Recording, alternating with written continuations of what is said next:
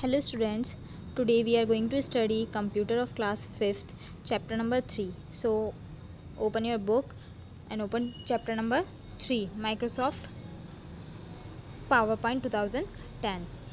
So let's start. Children, you have already learned many features of Microsoft PowerPoint in the previous class. कि आपने Microsoft PowerPoint के बारे में previous class में पढ़ा है.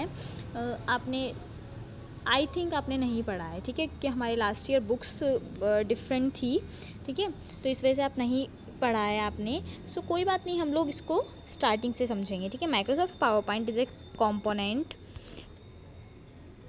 ऑफ माइक्रोसॉफ्ट ऑफिस सूट, ठीक है. जो माइक्रोसॉफ्ट ऑफिस है जैसे उसका एक कॉम्पोनेंट है, ठीक है, मीन्स पार्ट है उसका एक. जैसे कि माइक्रोसॉफ्ट ऑफिस में वर्ड था, ठीक है, वर्ड आप सबने किया था उस पर वर्क, और एक्सेल था, एक्सेल की शीट पे भी आपने वर्क किया था, ठीक है. तो ऐसे ही जो पावर पॉइंट है वो भी एक माइक्रोसॉफ्ट ऑफिस का ही कंपोनेंट है.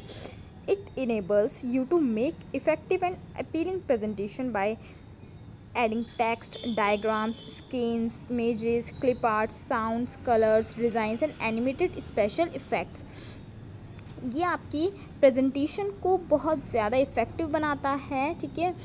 उसमें टेक्स्ट ऐड करके, मीन्स आप अपने जो प्रेजेंटेशन आप बना रहे हो, ठीक है, ये ऑफिस लेवल पे ही बना सकते हो, आप स्कूल लेवल पे ही बना सकते हो, ठीक है. जैसे आपको कोई भी आपके माइंड में कोई आइडिया है या फिर कुछ भी है जिसको आप एक वीडियो के ज़रिए, बहुत सारी फ़ोटोज़ को, जैसे अपन बर्थडे पे वीडियोस बनाते हैं नॉर्मली, कि बहुत सारी अपन पिक्स लगा देते हैं और उनमें अपन कोई भी सॉन्ग एडिट कर देते हैं, ठीक है. एज इट इज़ ये पावर पॉइंट में होता है, लेकिन ये ऑफिशियल लेवल के लिए होता है, ठीक है. इसमें बहुत सारी टेबल्स वगैरह हैं और बहुत सारे जो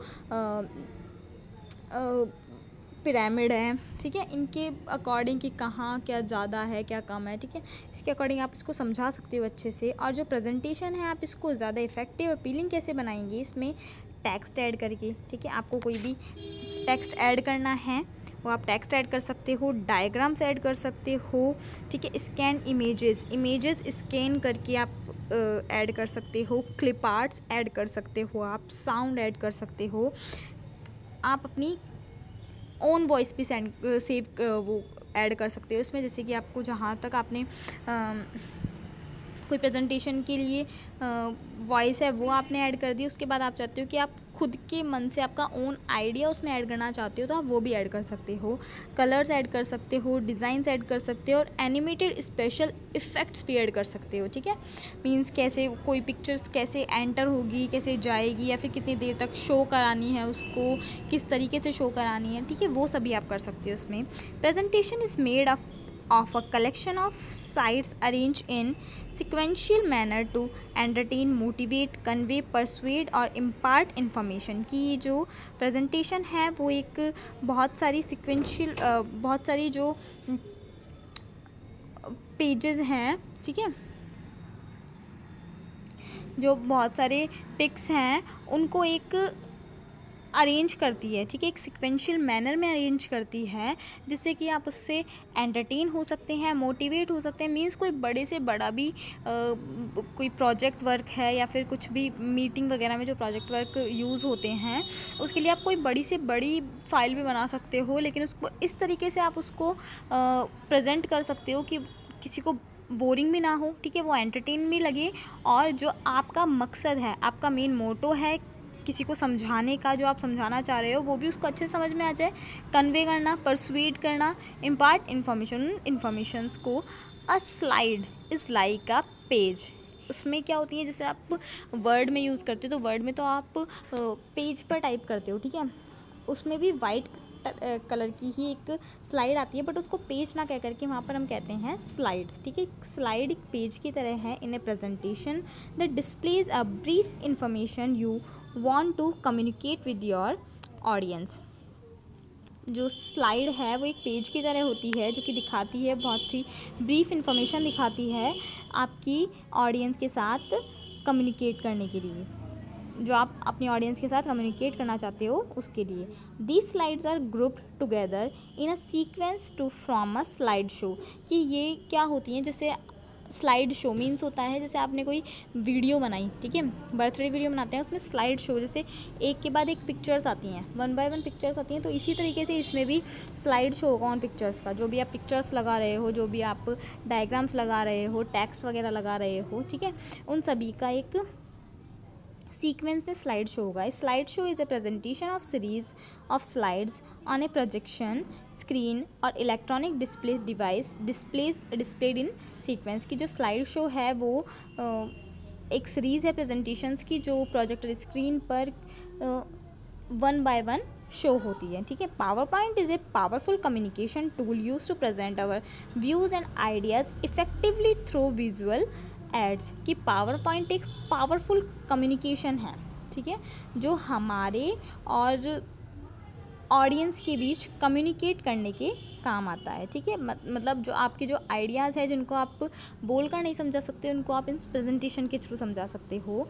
it is widely used in business world and also in schools to teach different topics. कि ये कहाँ कहाँ काम आती है, एक तो बिजनेस वर्ल्ड में सबसे ज़्यादा काम आती है, ठीक है, और स्कूल्स में टीचिंग कराने के भी काम आती है, ठीक है। This help in providing a better understanding of the subject. और ये क्या कर देती है, बहुत ही मतलब कि जो आप जैसे समझाना चाह रहे हैं, जिसको आप वर्ड्स के थ्रू नहीं समझा सकते उसको आप एक पिक्चर्स के थ्रू समझा सकते हो, ठीक है। तो बेटर अंडरस्टैंडिंग क्रिएट करती है ये। We can easily import data from Microsoft Word, Microsoft Excel etcetera. कि हम ईजिली माइक्रोसॉफ्ट वर्ड और माइक्रोसॉफ्ट एक्सेल से भी यहाँ पर डाटा ले सकते हैं, ठीक है। जो आपने डेटा माइक्रोसॉफ्ट वर्ड की, जैसे आपको कोई फाइल इंसर्ट करवानी है उसमें माइक्रोसॉफ्ट एक्सेल से कोई आपको टेबल लेकर के और उसकी स्लाइड में लगानी है तो वो भी आप ईजिली ले सकते हो into PowerPoint presentation. In PowerPoint 2010, we can also insert video from online site using copy paste.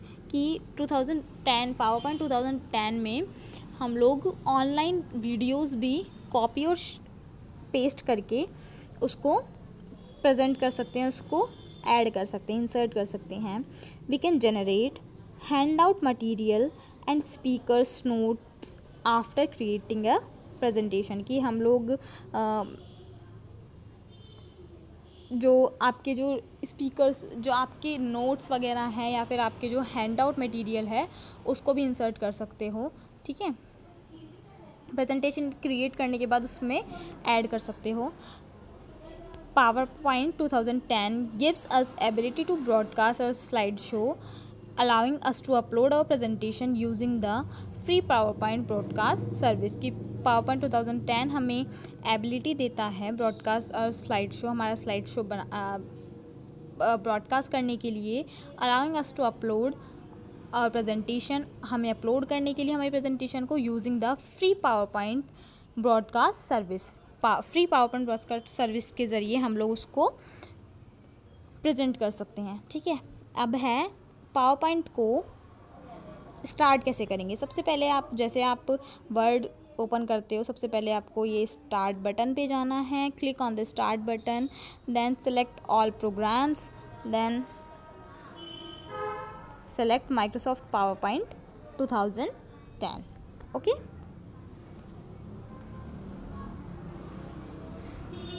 सो जैसे ही आप उस पर क्लिक कर देंगे माइक्रोसॉफ्ट पावरपॉइंट 2010 पे, आपका ये पेज ओपन हो जाएगा, ठीक है।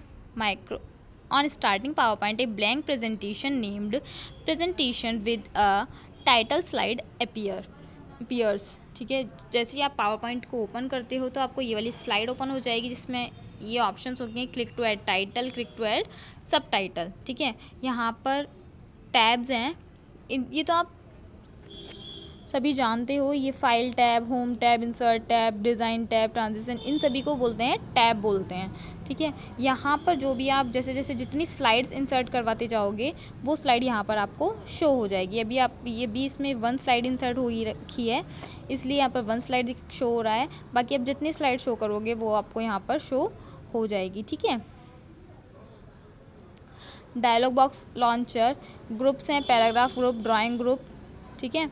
ये टाइटल बार है, ये रिबन बार है। इन बार्स के बारे में तो आप सभी जानते हो, ठीक है। क्रिएटिंग ए न्यू प्रेजेंटेशन, एक न्यू प्रेजेंटेशन क्रिएट करने के लिए, to create a new presentation follow these steps. Click on the file tab. सबसे पहले आपको कहाँ क्लिक करना है, फाइल टैब पर क्लिक करना है। Click on the file tab and select new option. अब फाइल टैब क्लिक करते ही आपके ये ऑप्शन ओपन हो जाएगा, ठीक है। आपको यहाँ पर इस नेविगेशन पेन पर न्यू को सिलेक्ट करना है। न्यू को सिलेक्ट करने के बाद choose the blank presentation option under the available templates and themes section. ये जो available templates and theme section है, इसमें से आपको ब्लैंक प्रेजेंटेशन पर क्लिक करना है और ये ब्लैंक प्रेजेंटेशन आपकी शो हो जाएगी, ठीक है, यहाँ पर। और आप यहाँ से इसको क्रिएट पर क्लिक कर देंगे।